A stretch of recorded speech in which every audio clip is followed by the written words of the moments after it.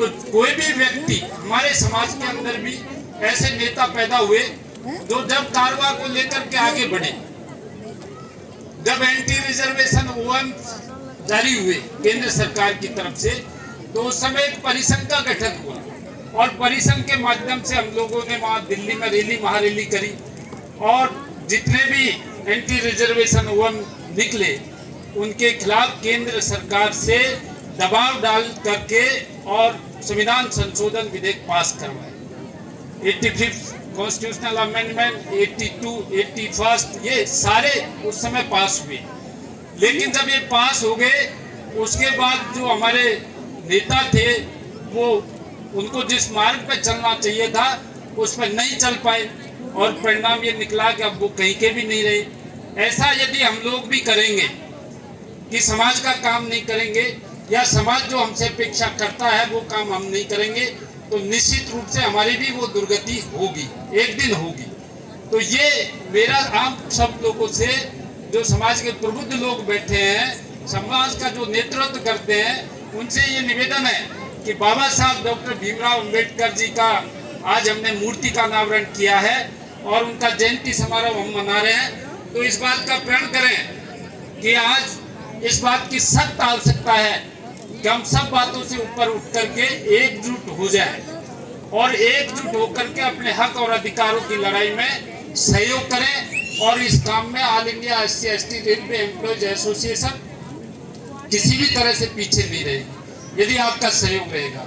जितनी रैलियां थी वो हम लोगों ने की, दिल्ली में सुप्रीम कोर्ट में जितने भी केस लगे वो हमारी इस एसोसिएशन ने फेस किए। आपको पता है रिस्ट्रक्चरिंग में रिजर्वेशन खत्म हो गया था और जब सरकार ने SLP फाइल की तो वो भी खारिज हो गई थी।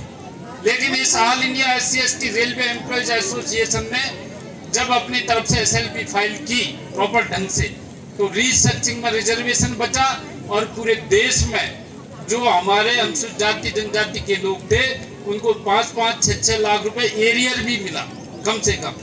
लेकिन दुख कब होता है कि 5 लाख रुपए घर में लेके जा रहे हो और 500 रुपए इस एसोसिएशन को नहीं देते हो, ये दुख होता है हमको। और आपने देखा कि सीनेटी का केस था, बेस ग्रेड सीनेटी के आदेश हुए, हम लोगों ने सुप्रीम कोर्ट में सीनियर एडवोकेट किया और सीनियर एडवोकेट को 13 दिन हियरिंग चली।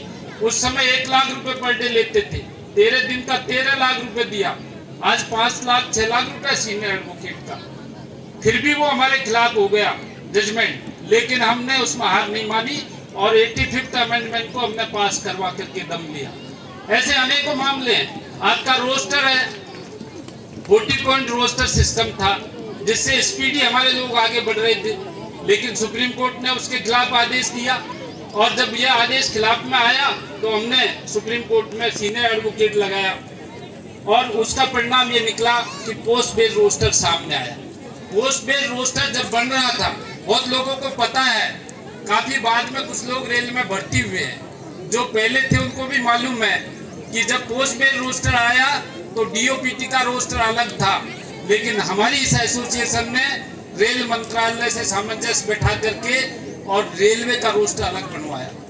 आपके दूसरे विभागों में 7वां पॉइंट SC का आता है और 14वां पॉइंट ST का आता है, लेकिन रेल में 4था पॉइंट SC का आता है और 8वां पॉइंट ST का आता है।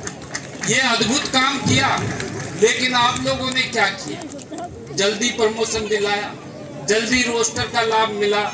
किसी ने आगे से एसोसिएशन के खाते में कभी स्ट्रगल फंड में कोई पैसा जमा कराया तो हाथ खड़े करके बता दो, अभी बता दो कि भाई आपने हमें जल्दी दिलाया, इसके लिए ये मदद आपकी हम कर रहे हैं। नहीं होता है ऐसा, जबकि ऐसा होना चाहिए।